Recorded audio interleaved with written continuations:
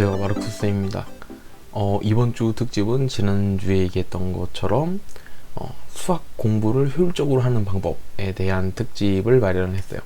근데 이제 수학 공부를 효율적으로 한다는 거는 기본적으로 수학 공부를 꾸준히 해서 어느 정도 본인의 자리를 잡은 친구들 말고 수학 공부를 하다가 중간에 좀 수학을 안 하는 바람에 좀 점수가 떨어졌고 다시 점수를 올리니까 너무 힘들다, 아니면 어느 수학을 공부를 해본 적이 없는데 막상 하려니까 너무 막막하더라 하는 친구들이 어떻게 공부를 하면 좋은지를 알려주는 시간을 갖도록 하겠습니다. 그래서 제목은 수자랄 마르쿠스 쌤이 알려주는 수학 부실골 탈출하기로 하기로 했어요.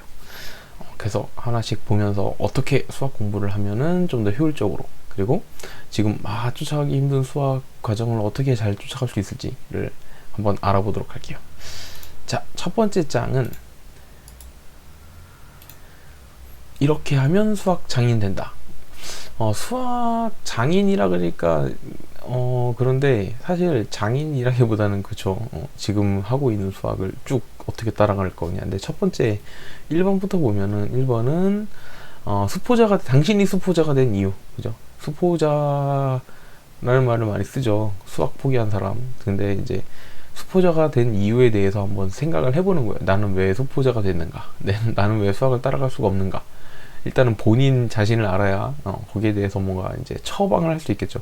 두 번째는 이 좀 약간 이제 우리 게임하는 용어가 많이 나오는데, 신챔 다루듯 교재를 파악하자. 이게 무슨 말이냐면, 우리 하다 보면은 신챔 나오면은 막 스킬도 알아보고 막, 그죠? 그 다음에 얘가 어디 미드라이너인지 뭔지 막 보고 막 이렇게 이런 식으로 이제 막 알아보잖아요. 그런 것처럼 책도 책마다 쓰이는 용도가 다 다르고 난이도가 다르고, 내가 쓸 수 있는 책들의 종류가 굉장히 여러 가지이기 때문에 내가 어떤 책을 써야 되는지를, 그 책을 어느 정도 파악을 한 다음에 책을 골라야 돼요.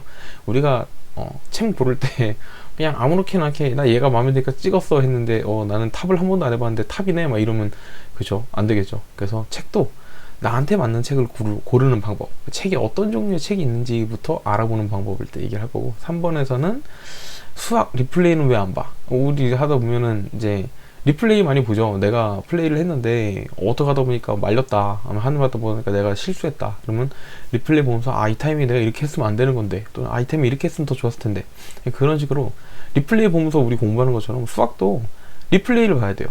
그러니까 그냥 내가 열심히 수학 문제만 막 풀고선 끝 하면은 실력이 별로 오르잖아요.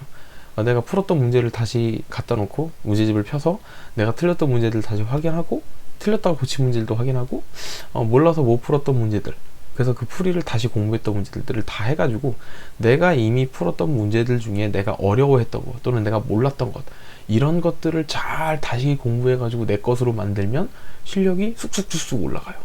그런 부분에 대한 얘기. 4번은 티어를 올리고 싶은데 연습을 해야죠, 그죠? 그러니까 수학도 연습을 부단히 해야지 자기 실력이 오르는 거지. 나는 수학 점수 올리고 싶은데, 등급 올리고 싶은데 하면서 공부 안 하고 수학 안 풀면 당연히 안 오르겠죠. 그래서 우리 게임할 때도 보면은 내가 티어를 올리고 싶으면 계속해서 연습을 하고 공부를 하고 챔 연구를 하고, 그죠? 다른 이렇게 영상 같은 거 보면서도 이렇게 하듯이 본인도, 그죠?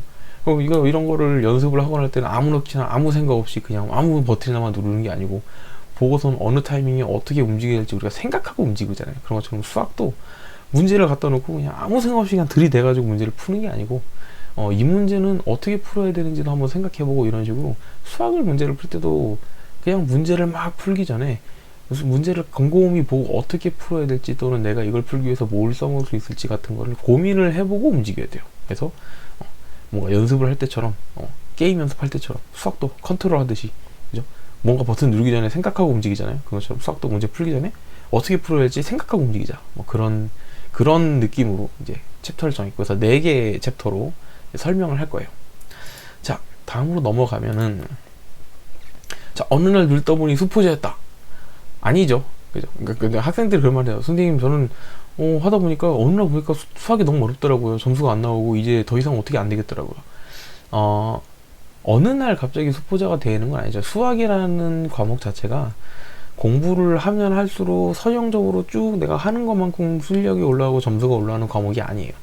기본적으로 수학을 아예 안 했던 친구들, 수학을 전혀 공부를 안 했던 친구들 같은 경우는 수학을 어느 순간부터 열심히 공부를 하면은 공부하는 만큼 점수가 올라가요. 쭉쭉 올라갑니다. 쭉쭉 올라가다가 어느 시점이 딱 되면 내가 공부를 계속 하고 있는데도 점수가 안 올라요.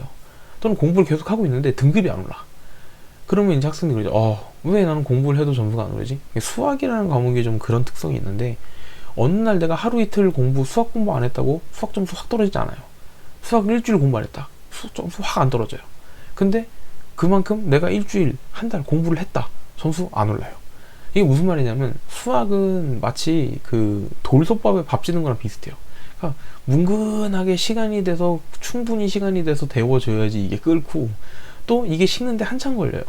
그런 식으로 수포자가 되는 데는 시간이 필요한데, 수포자가 하는 착각은 어느 순간 수학이 어렵다라고 하는데, 사실은 그 어느 순간이 올 때까지 긴 시간 동안 수학에 신경을 안 썼던 거예요. 그러다가 그게 쌓이다 어느 순간에 딱 왔더니 이제 내가 더 이상 수학을 해결할 수 없을 지경까지 온 거죠.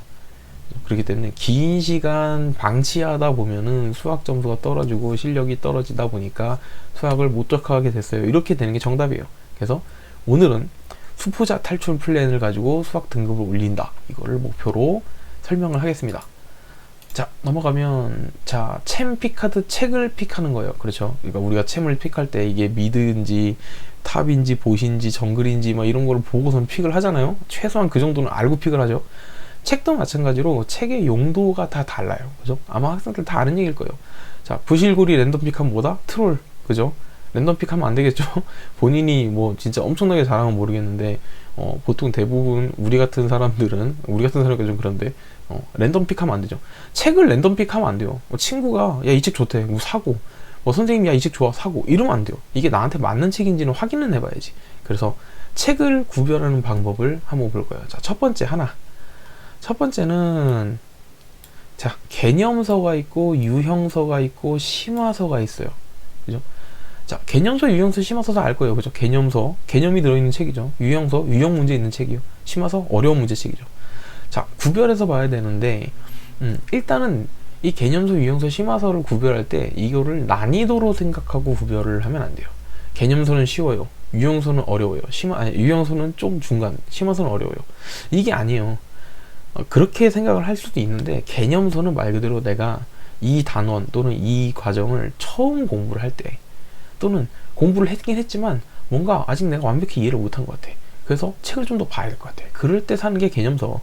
유형서는 나는 개념서에 있는 책이랑 책의 문제랑 기본적인 개념은 다 알았는데, 이상하게 문제를 풀면은 개념은 배우는데 그걸 문제에 못 써먹겠어. 그럴 때 보는 게 유형서. 그죠? 개념 배운 거를 충분히 연습하는 거죠. 숙달, 반복 숙달. 자, 내가 그래서 심화서는 뭐죠? 나는 유형서 문제로 다 풀었는데 꼭 학교 시험 보면 한두 문제 틀려. 이상하게 어려운 문제 하나는 꼭 틀려. 그런 친구들이 마지막 한 문제, 100점 방지 문제를 맞추기 위해서 보는 게 심화서. 그죠? 이렇게 용도를 구분해서 봐야겠죠. 그래서 요즘은 학생들은 책 이름만 딱 들어도 이게 개념든지 유형든지 심화든지 다 알죠. 그죠? 두 번째, 이게 내신 대비용 교재인지 아니면 수능 모의고사 대비용 교재인지도 용도를 알고 올라야죠. 그죠? 어떤 책은 예를 들면 우리가 잘 알고 있는 뭐 내공의 힘 이런 책 같은 경우는 내신 대비용 교재예요. 그러니까 시험 보기 전에 한번 쫙 훑어보면은 학교에서 내는 문제 중에 대부분 문제는 이제 유형별로 잘 나와 있는 책이라서 내신 공부할 땐 좋은데, 수능 대비용 책으로는 좀 안 맞죠. 그죠? 왜냐면 내신 대비용 책들의 특징은 뭐냐면, 내신 기간에 중간고사, 기말고사 때 시험 보는 그 시험 기간 안에 맞춰서 단원을 묶어가지고 문제를 만들기 때문에 수능에서는 단원 묶어서 안 나오죠. 그냥 고등학교 1학년부터 고등학교 3학년까지 문제 중에 관중 중에 랜덤하게 막 나오잖아요. 그렇기 때문에 내신 대비용이랑 수능 대비용은 일단은 그 책의 구성도 다르고, 두 번째는 수능 대비용 같은 경우는 문제들마다 문제 하나하나에 들어있는 우리가 써야 되는 풀이 방법이 여러 개가 섞여 있어요. 예를 들면은 문제 하나를 푸는데 뭐 2차 함수의 최대 최소를 이용하다가 갑자기 이거를 어떻게 뭐 미적분적으로 생각을 할 수도 있고, 여러 가지가 섞여 있어요. 왜냐면 수능 문제는 문제수가 다 정해져 있는데 그 학생들이 3년 동안 배운 내용을 다 수능에서 발휘할 수 있게 하려면 여러 가지 풀이법을 섞어서 풀 수 있도록 만드는, 우리가 이제 쉽게 얘기하면 융합형 문제, 뭐 그런 식으로 나오죠. 그러니까 내신 대비의 문제랑은 다르죠. 내신 대비는 이 학생이 이 과정에 이 내용을 이해했는가를 확인하는 거기 때문에 문제 푸는데 사실 한두 가지 풀이법만 알고 있으면 딱 그걸로 풀리는 문제들이에요. 근데 수능 문제나 모의고사는 그렇지 않죠. 그러니까 문제 느낌이 또 달라요. 그러니까 교재를 선택할 때도 내가 수능 대비 공부를 하기 위해서 책을 사는 건지, 내가 중간고사, 기말고사 내신 대비하려고 사는 건지의 정도는 본인이 생각을 하고 사야 된다는 거죠. 마지막으로 나에게 맞는 난이도의 교재인지 확인한다. 그죠? 본인이 풀 수 있는 문제. 또 너무 쉬운 걸 쓰면 안 돼요. 그러니까 선생님이 생각하는 좋은 교재는 내가 문제를 풀었을 때 약 10문제 중에 7문제에서 6문제는 맞출 수 있고 3, 4문제 정도 틀린다. 그 정도 난이도가 나한테 맞는 교재예요. 너무 많이 틀리면 말 그대로 그 책을 보다가 나중에 지치고, 또는 그 책을 보면서 공부하다가 있는 내용을 다 이해를 못해요. 10문제 중에 8문제, 9문제를 틀린다는 거는 내가 그 책을 볼 준비가 아직 안 되어 있는 거예요. 또는 10문제를 풀었는데 9문제, 10문제를 다 맞춰. 이 책은 나한테는 쓰레기예요. 내가 틀리는 문제가 있어야 그걸 보고 연습하고 공부해서 내가 못 푸는 문제를 풀 수 있게 되는 게 목적인 건데, 문제를 이렇게 다 풀어버리면 그거 못하러 풀었어. 그죠? 우리는 못 푸는 문제를 찾아내서 그걸 내가 풀 수 있도록 연습하는 게 목적인 겁니다. 그래서 난이도가 맞는 교재인지 확인을 할 때는 내가 풀었을 때 대략 6, 70점 정도 맞는 책이다 정도면은 좋은 것 같아요. 80점 이상으로 맞는 책이면 조금 나한테 쉬운 책, 50점 밑으로 맞는 책이면 이 책은 나한테 어려운 책이요. 잘 안 맞는 거죠. 그래서 그렇게 해서 교재를 선택을 하는 게 좋겠다는 거죠. 넘어가면 어떤 책 아니죠. 어떤 책을 픽할까에 대한 얘기를 좀 디테일하게 한 건데, 사실 개념서, 유형서, 심화서에 대한 얘기예요. 이건 다 아는 걸 텐데, 자, 개념서, 개념을 자세히 설명하는 책이죠. 그리고 기본 문제 풀이법을 중점적으로 수록해서 문제수가 많진 않은데 개념에 대한 문제를 하나씩 하나씩 보여주고 똑같은 방법으로 풀어보세요 하면서 우리한테 걸음마를 시켜주는 책이에요. 보통 개념 원리나 개념세, 뭐 개념 플러스 유형의 개념편, 이런 책들이죠. 자, 유형서는 각 단원마다 주제에 맞는 유형들의 문제지를 쭉 여러 가지 보여주는 거죠. 예를 들면 무슨 뭐 인수분해 단원이야. 그러면 인수분해 방법을 여러 가지 방법으로 풀 수 있겠죠. 인수분해. 그러니까 인수분해 방법마다 유형 문제를 여러 개를 보여주면서 같은 방법, 어떤 특정 인수분해 방법을 몇 가지, 또 이런 방법은 몇 가지 해서 유형 문제를 계속 반복해서 익숙하게 연습해주는 문제.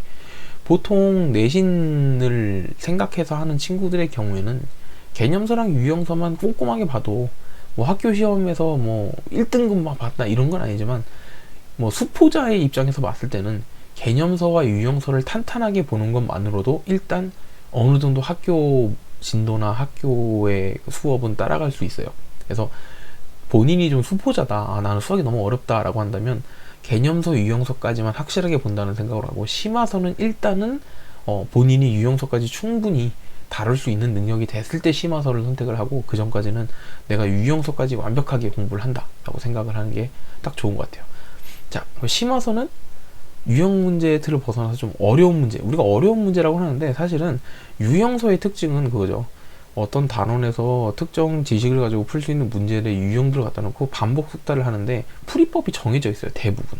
그러니까 이런 유형 문제는 이렇게 풀면 돼, 이런 유형 문제는 이렇게 풀면 돼, 이렇게 유형마다 풀이법이 정해져 있는데, 그런 유형의 풀이법을 벗어난, 그러니까 우리가 생각할 수 없었던, 기본적으로 이런 유형 문제 이렇게 푸는 거 아니었나 하는 거를 벗어난 특별한, 약간 특이한 형태의 문제들이 있어요. 그런 것들을 주로 다루는 책이 심화서예요. 보통 학교 선생님들이 100점 방지용 문제로 한두 문제씩 섞어내는 게 이런 책에서 나오죠. 그래서 보통 보면은 뭐 일품이라든가 블랙라벨이라든가 수학의 정석에서 실력편 정도 된다든가 뭐 이런 책들에 있는 문제들이 심화서에 해당되는 문제들이 좀 있죠. 그래서 이렇게 책이 정해져 있으니까 픽할 때 나는 뭘 픽할지를 이제 생각을 해서 골라야겠죠. 자, 뭐 이 정도까지는 뭐 어렵지 않게 다 아는 내용이니까 넘어가면, 자, 세 번째 얘기는 이제 리플레이. 그러니까 우리가 게임할 때는 리플레이를 본다고 그러고 수학할 때는 복습이죠. 그죠? 복습을 진짜 제대로 하는 게 효과가 제일 좋아요. 참고로 이제 저도 수업을 하면서 고등학생들이랑 같이 수업하고 이렇게 하는데, 그 친구들 같은 경우는 어떻게 보면 일반고 고등학생들을 수업도 하니까 막 수학을 되게 잘하거나 하지 못해요. 수포자까지는 아니지만 수포자에 근접한, 또는 수포자가 될 수도 있는, 지금 수포자가 될랑말랑 하는 이런 친구들 수업을 하는데, 그 친구들 특징은 뭐냐면은 복습을 잘 안 합니다. 선생님이랑 수업할 때 열심히 듣고 집에 와서 재밌게 놀죠. 복습을 하지 않으면은 실력이 절대 안 늘어요. 왜냐면 수학은 본인이 익혀서 내 지식으로 만드는데 내 연습이 필요해요. 운동선수들이, 농구선수들이 예를 들어서 슈팅을 배웠어. 코치님한테 슈팅하는 법을 배웠어요. 근데 연습 안 하고, 코치님 알겠습니다, 이해했습니다, 그러고 그냥 가만히 있으면 슈팅이 될까요? 안 되죠. 하루에도 몇백 개, 몇천 개씩 슈팅을 하잖아요. 그처럼 자기 스스로 문제를 풀어보고, 내가 틀렸던 문제를 다시 확인해서 다시 풀어보고, 내 걸로 만드는 반복 작업이 필요해요. 이게 사실은 성적을 올리는, 점수를 올리는, 실력을 올리는 가장 확실하고 그죠? 이거를 안 하면은 성적이 절대 안 올라요. 그러니까 제일 중요한 겁니다. 뭐 게임할 때도 우리 그전에 하다가 리플레이 보잖아요. 본인이 어떻게 플레이했었는지, 또는 내가 여기서 왜 키를 따였고, 여기서 내가 왜 갑자기 말려가지고 죽었고, 그죠? 여기서 내가 왜 트롤 짓을 했는지 이거 보잖아요, 리플레이로. 똑같습니다. 수학도 봐야 돼요, 그걸 보는 게 제일 중요한 거예요. 자, 문제 풀기가 그냥 커피면 오답 풀기는 TOP다, 그죠? 이거죠. 학생들이 잘못하는 것 중에 뭐가 있냐면, 수학 점수 올리려면 문제 풀이 열심히, 문제 많이 풀려고 뭐 문제를 3,000개 풀었어, 5,000개 풀었어, 막 이렇게 얘기하는데, 반은 맞고 반은 틀린 말이에요. 그러니까 어떤 친구들 이런 경우 있어요. 나는 고등수학 상을 5권을 풀었어. 왜 5권씩이나 풀고 있어요? 그 책을. 그럴 필요 없어요. 한 2-3권만 풀어도 돼요. 충분해요. 문제를 많이 푸는 게 중요한 게 아니고, 문제를 풀고 나서 내가 틀린 문제, 내가 몰랐던 문제를 잘 거기서 내가 다 이제 추려 놓은 다음에 나중에 그걸 갖다 놓고 공부하는 거예요. 이거 내 걸로 만들고 소화시키는 거야. 이 작업이 되는 거지. 문제만 디리겠다 풀어서 5,000문제, 10,000문제 풀었다고 해도, 그 문제 많이 푸는 거, 문제를 많이 풀었다고 했을 때 선생님들이 걱정한 게 뭐냐면, 문제를 많이 풀었다는 건 다시 말하면 그 많은 문제들을 풀어놓고 오답을 정말 다 확인했을까? 그렇게 많은 문제를 풀었는데, 상식적으로 사람이 예를 들어서 5,000문제, 10,000문제를 풀면 오답이 정말 잘하는 친구도 한 200개, 300개는 나올 거예요. 그죠? 뭐 정말 잘하면 물론 오답이 안 나오겠지만, 일반적으로 좀 수학 좀 하는 친구들 문제 10,000개 풀기 하면은 거의 한 5%에서 3% 정도는 틀리잖아요. 그럼 300문제, 500문제예요. 300문제, 500문제 오답 다 풀어봤어? 그러면 글쎄요, 10,000문제를 풀고 그것까지 오답까지 할 시간이 있었을까? 절대 그렇지 않을 것 같아요. 문제를 많이 푸는 게 중요한 게 아니고, 내가 오늘 문제를 10문제밖에 안 풀었어요, 수학을. 그래도 돼요. 하루 10문제만 푸세요. 근데 그 중에 3개를 틀렸어. 그럼 그 3개는 오늘이 가기 전에 무조건 다시 봐서 어떻게든 풀이법을 익히는 거야, 내가. 그래서 다음에 이 문제가 나왔을 때 무조건 이런 문제는 풀 수 있어. 이렇게만 하면 되는 거예요. 정말 무식하게 문제를 많이 푸는 거 아무 의미 없습니다. 자, 여기서 중요한 게, 저는 당연히 학생들이 다 알고 있을 거라 생각했는데, 이거를 잘 모르는 학생도 있어요. 문제를 푼 이후에 그 문제에 대해서 체크를 할 때, 그러니까 표시를 남길 때, 그걸 구분을 해야 되죠. 이 문제가 나한테 어떤 문제였는지. 자, 첫 번째 맞춤 문제는 어떻게 되죠? 맞춤 문제는 동그라미, 그죠? 제일 좋아하는 거죠. 우리가 좋아하는 거, 동그라미. 자, 동그라미는 뭐다? 쓰레기입니다. 그죠? 내가 맞출 수 있는 문제란 건 나한테 도움이 안 되는 문제예요. 우리는 기분이 좋지만, 맞춰서 기분이 좋지만, 이 문제는 사실 나한테는 아무 영향가 없는 겁니다. 그냥 버리세요, 이건. 그죠? 어쨌든 동그라미 칩니다. 틀린 문제, 짝대기. 그죠? 짝대기. 쫙 그죠? 기분 나쁘죠? 선생님 오늘도 소나기가 내리는데 이러죠? 근데 이게 나한테는 보물인 거죠. 그죠? 이런 문제를 빨리빨리 찾아내는 게 중요한 거죠. 자, 근데 다음. 자, 틀렸습니다. 그러니까 당연히 짝대기를 걷겠죠. 틀렸는데 다시 풀어서 맞춘 문제. 다시 풀어서 맞췄던 거 뭐냐면, 남의 도움 없이 내가 틀렸는데 실수로 틀려서 다시 고쳐서 맞췄거나, 그때 풀 때는 풀이법을 몰랐는데 다시 풀어보니까 알겠어. 그래서 풀었어. 그래서 세모가 됐다. 그러니까 한마디로 짝대기를 이렇게 긋고 이렇게 세모를 했거나, 뭐죠? 이런 거죠. 이렇게. 자, 이렇게 세모.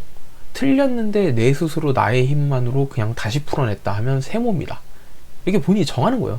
그죠? 짝대기 한 상태에서 찍찍 2개 그어서 세모 만드는 거죠. 그렇게. 자, 그 다음에 지우고. 자, 이제 모르는 문제. 이게 중요합니다. 모르는 문제. 모르는 문제는 별표. 이거는 이제 제가 쓰는 건데, 별표 말고 다른 거 해도 돼요. 그죠? 본인이 원하면 별표 아니고 무슨 마름모를 만들든가 평행사변을 만들든가 거기다 그림을 그리든가 상관없습니다. 어쨌든 모르는 문제는 약간 특이한 표시를 남기시는 게 좋아요. 딱 눈에 들어오게. 이 문제는 딱 보자마자 눈에 들어오게. 왜냐면 이게 제일 중요한 거예요. 우리가 리플레이를 볼 때 제일 중요한 건 내가 몰랐던 문제입니다. 자, 그리고 몰랐으니까 당연히 풀이를 못했겠죠. 그러면 내가 풀이를 어떻게든 선생님한테 여쭤봤던, 아니면 풀이집을 봤던 해서 풀이를 알았어. 그러면 별표 가장자리에 동그라미를 치는 겁니다. 자, 이렇게 하면 나중에 내가 딱 책을 딱 들쳤을 때 어떻게 될까요?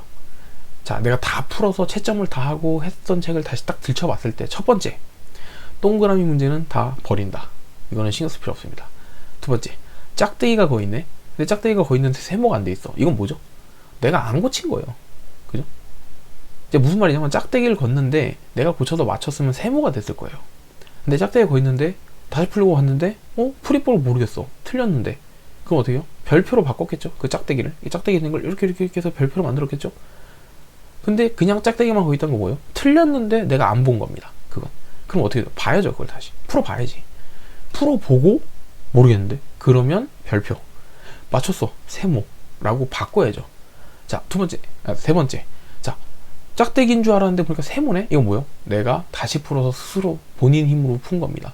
이거는 어쨌든 내가 풀어냈기 때문에 중요도가 조금 떨어져요. 그죠? 자, 네 번째. 별표. 별표만 쳐있다. 아, 내가 모르는 문제라고 체크를 했는데, 모르는 문제라고 별표 체크를 했는데, 이거를 답지 확인을 안 한 겁니다. 풀이 확인을 안 한 거예요. 선생님한테나 답지 확인해서 다시 고치지 않은 겁니다. 그죠? 고쳐서 알았다면 분명히 여기에 있는 별에 동그라미가 쳐 있었을 거예요. 근데 그게 안 쳐 있다는 소리는, 이 별 상태로 남겨 있다는 소리는 난 이걸 아직 모른다는 거예요. 그죠? 그러니까 이거 봐야죠. 그리고 모르겠으면 질문해야죠. 질문하고 알았으면 동그라미 쳐야지. 별 끝에, 별 가장자리에 동그라미 칩니다. 이런 식으로 본인이 풀었던 문제들을 분류를 해야 돼요. 그죠? 맞은 문제, 틀렸던 문제, 틀렸는데 맞은 문제, 근데 틀렸는데도 모르는 문제, 그리고 몰랐던 문제, 몰라서 알게 된 문제, 이런 식으로 다 분류를 해야 됩니다. 분류 작업을 해야 돼요. 그래야 내가 이걸 다시 복습한다고 이 책을 폈을 때 내가 어떤 문제를 볼 건지를 한눈에 찾아낼 수가 있어요. 당연한 얘기고 누구나 알 것 같은 얘기인데도 이거를 안 하는 친구들이 굉장히 많습니다. 진짜 채점을 안 하는 친구도 있어요. 심지어. 그거는 진짜 문제를 풀어놓고 채점을 안 하고 있다는 거는 그냥 문제 풀지 마세요. 왜 풀어? 시간 아깝게. 힘만 들게. 그 나중에 들춰봤을 때 채점이 안 돼 있으면 그걸로 뭘 할 거야? 아무것도 할 게 없잖아. 그죠? 채점을 할 때 보통 대부분 동그라미 아니면 짝대기 이거 두 개밖에 안 해요. 맞은 거 틀린 거. 그럼 나중에 어떡하죠? 그래도 공부를 열심히 하는 친구들은 틀렸던 거 봐야지. 그래서 짝대기 그런 거 다 봅니다. 근데 그 중에는 짝대기 걷다 내가 다시 고쳐서 맞은 것도 있어요. 물론 틀린 것도 있고. 근데 짝대기만 돼 있으면 이걸 내가 다시 풀어서 맞췄는지 아니면 다시 풀었는데 틀렸던 건지 몰랐던 건지 이게 제 구분이 안 됩니다. 그러니까 구분을 해야 된다는 거예요. 자, 이렇게 구분을 했으면 그 다음에 어떻게 복습을 하냐. 자, 여기 이제 여기 옆에 샘플이 있죠. 자, 복습할 때 중요한 문제 순서 보면은 꼭 다시 봐야 되는 문제예요. 1번. 풀이법을 몰랐던 문제. 이게 제일 중요합니다. 별표가 되어 있는 문제가 무조건 1순위예요. 얘는 집중해서 봐야 돼요. 무조건 얘는 봐야 돼. 내가 풀었다가 틀렸는데 아무리 봐도 풀이법을 몰라서 별표를 했던, 문제를 보는 순간부터 어떻게 풀어야지 몰라서 별표를 했던, 어쨌든 별표는 내가 몰랐던 문제예요. 심지어 별표에다가 동그라미를 쳤다. 내가 풀이법을 알았다거나 선생님한테 물어봐서 알아서 동그라미를 쳤어요. 별표에. 그래도 봐야 됩니다. 그게 제일 중요한 거예요. 그래서 요거를 먼저 보는 겁니다. 두 번째는 풀어봤는데 오답이었던 거. 한마디로 뭐죠? 짝대기를 걷는데 세모가 안 돼 있고 별이 안 돼 있는 거. 봐야죠. 풀어봤는데 오답이었는데 내가 확인 안 한 거예요. 이거. 그럼 빨리 확인해야죠. 그죠? 세 번째, 풀이법을 몰랐어요. 그러니까 별표를 쳤겠죠. 근데 나중에 알게 된 문제. 선생님을 통해서 알았던, 답지를 보고 알았던, 어쨌든 알았던 문제. 다시 봐야 됩니다. 학생들이 잠깐 착각하는 게 본인이 별표 치고 몰랐던 건데 풀이법 보니까 이해 됐어. 동그라미 칩니다. 그거 넘어가고 나서 나중에 보면 못하죠. 이거 동그라미 쳤으니까 내가 아는 거야. 아니에요. 풀이법 몰라서 별표 쳤던 문제는요, 다시 풀면 못 풉니다. 못 풀 확률이 굉장히 높아요. 무슨 말이냐면 학생들이 고등학교 수학 공부하는 친구들이 되게 많이 하는 질문이 이거예요. 선생님, 답지를 보니까 무슨 풀이인지 알겠어요. 근데 그 답지에서 푸는 그 방법을 제가 문제를 풀 때 그 방법으로 풀어야 된다는 걸 제가 어떻게 알죠? 그러니까 무슨 말이냐면 답지 풀이 보니까 이해는 됐어. 근데 이렇게 풀어야겠다는 생각을 내가 못 하겠다는 거야. 어떻게 이렇게 풀 생각을 해요? 라는 거죠. 이게 왜 이런 질문이 생기냐면, 기본적으로 풀이집을 만드는 그 제작자의 입장에서는 본인은 이 문제의 풀이법을 알고 있어요. 답도 알고 있어요. 그러니까 답과 풀이법을 알고 있는 상태다 보니까 당연히 답이 도출될 수 있는 과정을 그냥 아무렇지 않게 씁니다. 풀이법을 알고 있으니까. 근데 학생의 입장에서는요, 안 그래요. 자, 답을 알고 있는 사람은요, 쉽게 해서 정답부터 쭈루룩 내려오는 상황이에요. 학생은요, 정답을 모르니까 1층부터 올라가는 상황이에요. 이게 반대되는 입장이에요. 그렇기 때문에 정답지 풀이를 보면은, 풀이를 보면 이해가 되지만 이렇게 풀어야 될 거라는 생각을 못하는 경우가 많아요. 어떻게 이런 생각을 해? 이런 질문을 많이 해요. 자, 그러기 때문에 수학은 정답지를 보고 풀이를 알게 됐습니다 라는 거는 솔직히 말하면 잘 모르는 거예요. 그 정답지 풀이법 까먹으면 생각 하나도 안 납니다. 그 왜 그러냐면, 문제를 푸는 데에 있어서 학생들이 문제에 있는 내용을 보고 내가 무엇을 가지고 풀어야겠다라는 힌트를 얻고 그거를 조합해서 풀이법을 생각을 해내야 되는데, 문제 정답지에서는요, 아, 이거 써서 풀면 풀립니다 라고 알려줘요. 맞아요. 보면 풀려요. 근데 학생들은 그래요. 근데 내가 이거를 써서 푼다는 걸 어떻게 생각해? 이런 생각을 해요. 되게 그러니까 되게 간단한 예를 하나 들면은, 산술기하 평균으로 문제를 푸는 문제가 있어요. 근데 수능 모의고사 문제에 산술기하로 푸는 문제가 딱 튀어나오면 학생들이 순간적으로 합니다. 왜 그럴까요? 산술기하 문제의 가장 기본 패턴이 뭐죠? 최대값을 구하세요, 또는 최소값을 구하세요. 표식 하나 띡 던져줘요. 그럼 학생들은 무슨 생각할까요? 최대값 최소값 나오면 산술기하를 생각할까요? 2차 함수를 생각하는 경우도 많아요. 2차 함수의 최대 최소, 3차 함수의 최대 최소, 이렇게 생각하는 경우도 많아요. 그리고 본인이 산술기하 평균이나 코시 히바르츠를 쓸 수 있다는 사실을 깜빡하고 있으면 그 문제를 못 풀어요. 그럼 학생들이 그러죠. 선생님, 문제를 봤는데요, 아니 이게 산술기하로 푸는 문제인지 저는 몰랐어요. 답지를 보니까 산술기하로 푸니까 한 방에 풀리더라고요. 어떻게 이 생각을 해요? 어떻게 그 생각을 했을까요? 그 문제에 나와 있는 조건을 잘 보고 이게 산술기하를 쓸 수 있는 상황, 그러니까 쉽게 미지수가 뭐 양수다라든가 이런 식으로 내가 그걸 찾아낼 수 있는 상황이었다는 걸 본인이 체크를 해야 되는데, 그걸 체크를 못 하는 거예요. 그거를 설명해 줘야 되는 거야, 선생님은. 봐라, 여기 보니까 산술기하에서 쓸 수 있는 조건의 명시가 여기 있었잖아. 그러니까 이런 조건을 보고 이게 산술기하가 아닐까라고 의심을 했어야 된다. 그러기 때문에 이렇게 들어간 거다라고 하면 학생들이 이해를 합니다.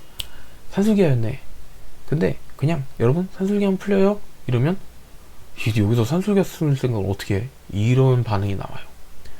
자, 무슨 말이냐면, 풀이법을 답지 정답지의 풀이지를 보고선 문제를 풀어서 알게 됐다라면, 그러면 꼭 다시 보십시오. 이게 되게 중요합니다. 자, 네 번째, 오답 다시 풀어서 맞춘 문제. 이거는 좀 중요도가 떨어져요. 오답이지만 내가 스스로 풀어서 맞췄다는 건 어쨌든 내가 풀이법을 안다는 겁니다. 그러니까 급할 때는 4번 문항에 있는 문항은 사실 넘겨도 상관없어요. 상관없다기보다는 1, 2, 3번 문항부터 봐야죠. 여기 있는 거 1, 2, 3번부터 이거 다 하고 시간 남으면 4번 보는 거죠. 이게 뭐냐면, 본인이 책을 단원별로 끊든 한 권으로 끊든 내가 끝난 책 또는 끝난 단원까지를 꼭 리플레이 하듯이 다시 복습을 할 때 여기 체크되어 있는 것들을 이용해서 내가 어떤 문제가 나한테 더 중요한 문제를 체크해서 공부를 하는 소리입니다. 너무 당연한 문제인데 이렇게 하는 학생들이 드물어요. 진짜로. 책을 잘 관리하는 거, 여러분 뭐 게임 많이 하잖아요.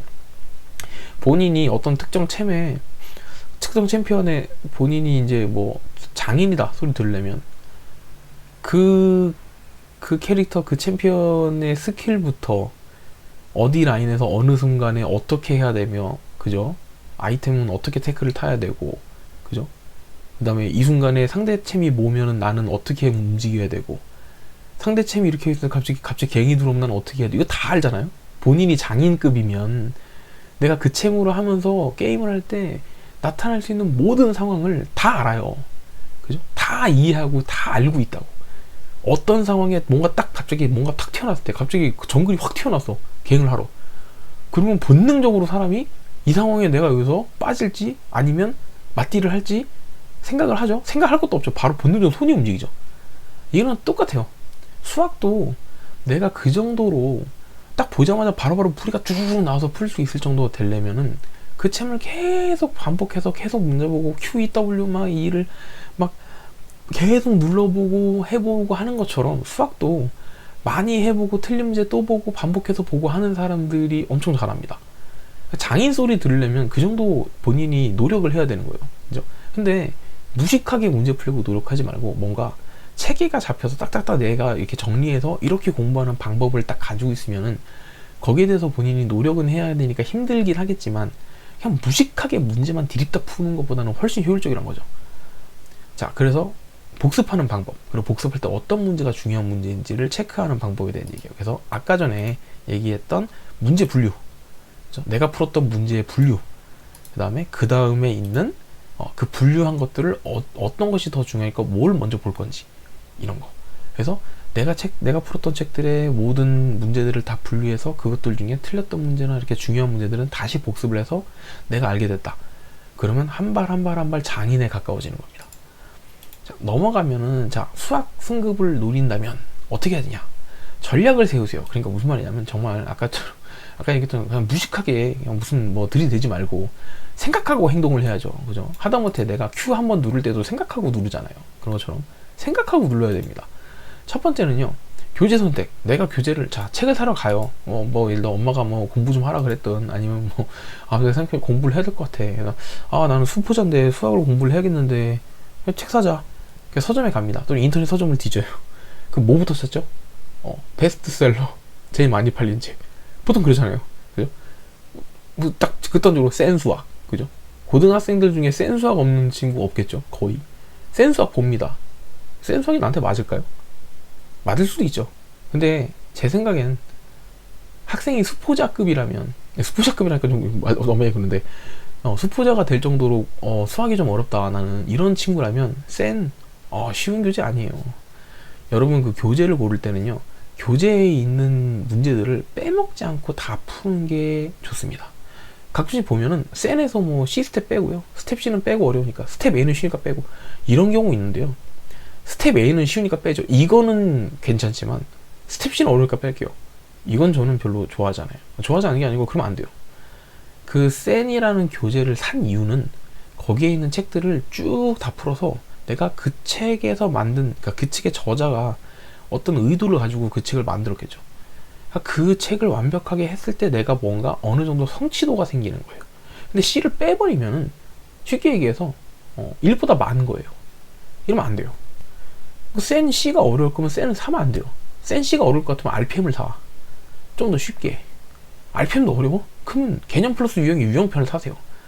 그러니까 나한테 맞는 교재를 골라야지. 센이 애들이 제일 많이 보니까 센 다 보네? 나도 센 봐야지. 센 삽니다. C 너무 어려워. 안 풀어요. B는? B는 좀 할만하긴 한데 또 상은 또 어려운데 안 풀어. 이러면 안 돼요. 차라리 RPM보다 차곡차곡 쌓고 올라가는 겁니다.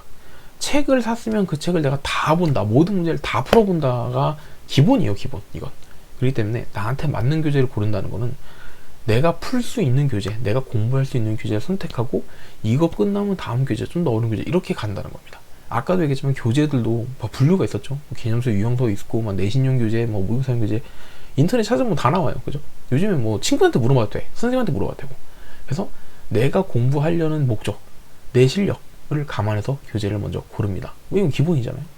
자, 두 번째, 매일 공부할 분량을 정하세요. 이랬더니 또 하루에 30문제 40문제씩 풀겠습니다. 아닙니다. 수학은요, 하루에 딱 10문제만 풀면 돼요. 10문제. 왜 10문제만 풀면 되는지 아냐? 학교에서 나가는 진도가 하루에 10문제만 풀면 학교 진도에 정확하게 맞춰서 갈 수 있을 정도예요. 학교 선생님이 알려주시는 부분이 소단원 하나, 소단원 둘이에요. 그죠? 그럼 거기에 대한 유형 문제가 기껏해야 10문제에서 20문제가 안 돼요. 그 정도만 하면 됩니다. 많이 할 것도 없어요. 많이 하겠다고 정했다가 나중에 다 못해요. 그러니까 매일 공부할 분량을 정할 때 조금만 풀고 대신 10문제를 풀었던, 5문제를 풀었던, 푼 문제를 채점해서 틀린 문제는 다시 풀고 내가 알 때까지 푸는 거. 이렇게 하는 겁니다. 많이 푼다고 하지 말고 적당히 풀고 시간을 남겨서 남는 시간에는 내가 틀린 문제를 볼 시간을 챙겨야 돼요. 그래서 공부할 분량을 정해야 됩니다. 세 번째는 문제 분류하세요. 아까처럼 그냥 맞았다 틀렸다 땡 이러면은 그거 가지고 다시 복습하려면 어렵습니다. 맞은 것, 틀린 것 중에 얘는 내가 맞춘 것 또는 틀렸는데 몰랐던 거, 이렇게 다 분류를 해가지고 분류해서 내가 볼 것부터 미리미리 다 챙겨야 돼요. 분류를 꼭 하세요. 그리고 복습을 통해서 놓치는 문제가 하나도 없어요. 한마디로 복습을 해서 내가 모르는 문제 있으면 그거는 알 때까지 해야 돼요. 무조건. 그거 이해할 때까지 해야 됩니다. 그렇게 해서 내가 공부했고 몰랐던 거 틀렸던 거를 다 챙겨서 다 채워가면 성적이 올라가요. 이렇게 해서 성적이 안 올라갈 수가 없어요. 그리고 우리나라의 고등 수학이 사실 난이도가 높은 편이지만 제 생각에는 학생의 어떤 지적 수준이 떨어져서 우리가 알고 있는 일반적인 교과 수학을 못 따라가는 경우는 거의 없어요. 그런 경우는 없습니다. 내가 머리가 딸려서 수학을 못하겠어요. 이건 아니에요. 머리가 딸려서 수학을 못할 정도면 그렇게 수학이 어렵지 안 그래요. 그냥 무슨 말이냐면 어쨌든 내가 계속해서 꾸준히 공부를 하고 꾸준히 노력을 했어야 되는 건데 사람이 꾸준히 노력하는 게 쉽지가 않죠. 그러니까 내가 조금씩 공부를 덜 하다 보니까 내가 알아야 되는 것들을 점점점 놓쳐가다가 어느 순간이 오면 이제 수학을 풀 수 없을 지경까지 오는 겁니다. 그러니까 수포자가 되는 거예요. 그럼 그 수포자 입장에서는 다시 공부를 하려고 하면요, 어디서부터 어떻게 손을 해야 될지 모르겠어요. 그죠? 이미 진도는 이만큼 나가서 학교에서는 막 예를 들어서 지금 뭐 수투를 하고 있는데 나는 벌써 고등수학 하 이상 여기서부터 모르겠어. 그럼 어떡합니까? 그럼 해야죠. 그냥 쉬운 책부터 사가지고 꾸준히 하는 겁니다. 뭐 그렇게 해서 공부를 하는데 아까도 얘기했지만 무식하게 문제만 디립다 풀지 말고 문제 풀면서 틀린 거 체크하고 틀린 문제 다시 보고. 처음에 굉장히 힘들어요. 왜냐면 아마 문제 10문제 중에 막 3문제 맞고 7개 틀리고 막 이럴 테니까. 근데 그걸 계속 하다 보면 어느 순간 점점 틀리는 개수가 줄어듭니다. 익숙해지기 시작하면. 그래서 수학은 마음을 좀 느긋하게 갖고 시작을 해야 돼요. 내가 수포자라고 해도 지금 당장 뭐 중간고사가 눈앞에 있는데 야 이렇게 하면 학교 시험 뭐 30점 받을 것 같아. 와 어떡하지? 그래도 마음을 느긋하게 가세요. 아 그래 이번 중간고사는 뭐 드랍한다 써렌이다 하고. 왜냐면 장기적으로 봐야 됩니다. 장기적으로 수학은 단시간에 빨리 점수 못 올려요. 그리고 내가 충분히 점수를 올려놨으면 한 며칠 논다고 해도 점수 안 떨어집니다. 굉장히 느리게 올라가고 느리게 내려가는 과목이기 때문에 그런 걸 생각하고 해야 돼요. 그래서 수학 공부 수포자들 막 수학 공부 어렵다라고 하는데 이렇게 본인이 최소한 전략과 플랜을 잡아놓고 꾸준히 하면은 무조건 점수 올라갑니다. 근데 이렇게 말하면 그래요. 다 아는 얘기인데 다 아는 얘기잖아요 이거. 그죠? 지금 얘기한 거 모르는 사람이 있어. 근데 이거를 디테일하게 이렇게 자기가 생각해서 교재 고르고 내가 공부할 분량 정하고 그다음에 그날 한가닥에 복습하고 이렇게 챙겨서 하는 친구들은요 진짜 별로 없고요. 이렇게 챙겨서 하는 친구들 보면 대부분 학교에서 상위권 친구들이에요. 정말로 우리가 말하는 자기주도 학습 잘하는 친구들 이렇게 합니다. 방법은 아는데 본인이 못하고 있는 거잖아요. 솔직히 이 방법을 모르는 사람이 있어. 그러니까 이렇게 얘기를 해드릴 테니 다시 한번 본인이 어떻게 공부했는지 그리고 난 앞으로 어떻게 공부해야 될 건지 본인 스스로 플랜을 짰으면 좋겠어요. 이런 거에 좀 맞춰서. 자 넘어가면은 네 끝이죠. 그래서 오늘부터 본인이 수포자다. 공부를 해야겠다. 그러면 오늘부터 시작해가지고 수포자 늪을 탈출하십시오. 뭐 이렇게 수학이 공부를 시작하겠다 하면 굉장히 막연해요. 그죠? 막연한데 아까 얘기했던 것처럼 교재 선정부터 본인이 어떻게 공부할 거고 오답 관리 어떻게 할 거고 해가지고 꾸준히 하루에 뭐 10문제냐 아니면 뭐 15문제냐 정해놓고 그냥 꾸준히 하시면 점수 올라갑니다.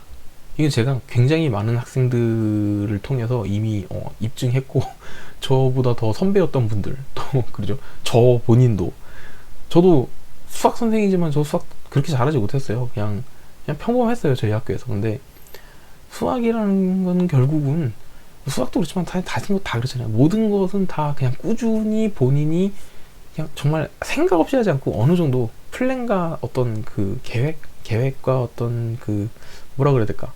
내가 어떻게 공부할 거다. 그래서 뭐 앞으로 뭐 한 달 후에 또는 뭐 10달 후에는 어떻게 하겠다. 이런 거에 대한 어느 정도의 장기적인 어떤 계획을 가지고 공부를 하고 하면 올라갑니다. 그래서 어렵게 생각하지 마시고 오늘부터 해가지고 이제 천천히 하나씩 하세요. 그러면 아마 뭐 짧으면 한 몇 달, 또 길면은 한 1, 2년 안에 정상궤도까지 올라갈 겁니다. 그래서 중요한 거는 아까도 얘기했지만 플랜을 짜서 꾸준히 하는 거예요. 꾸준히. 그죠?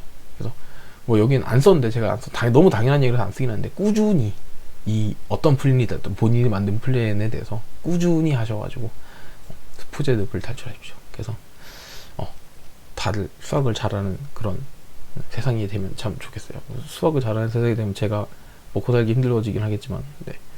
그래서 오늘은 여기까지 하고요. 재밌게 보셨으면 구독과 좋아요 부탁드리고 다음 시간의 특집은 아직 못 정했어요. 제 생각에는 아마 영재고에 영재고 학교를 하나씩 하나씩 이제 좀 더 자세하게 보는 시간을 가질 것 같은데, 네, 그래서 다음 시간 아마도 영재고에 대해서 한 학교 한 학교 자세하게 뜯어보는 시간을 가질 것 같습니다. 그래서 다음 특집도 좀, 네, 재밌게 잘 봐주시고, 구독과 좋아요 부탁드립니다. 네, 감사합니다.